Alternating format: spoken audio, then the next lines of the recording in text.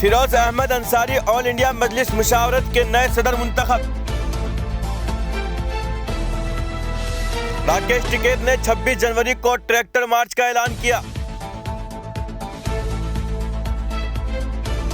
राजस्थान में ट्रेन के 12 डिब्बे पटरी से उतरे, मुतअद्दिद अफराद जख्मी।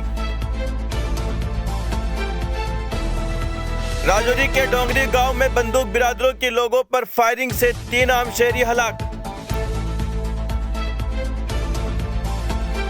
एयर मार्शल सिन्हा ने वेस्टर्न एयर कमांड का चार्ज संभाला। अनिल कुमार लाहौटी ने रेलवे बोर्ड के चेयरमैन और सीईओ का ओहदा संभाला। यूक्रेनियों की कुर्बानियां जाया नहीं होने देंगे, सदर ज़ेलेंस्की।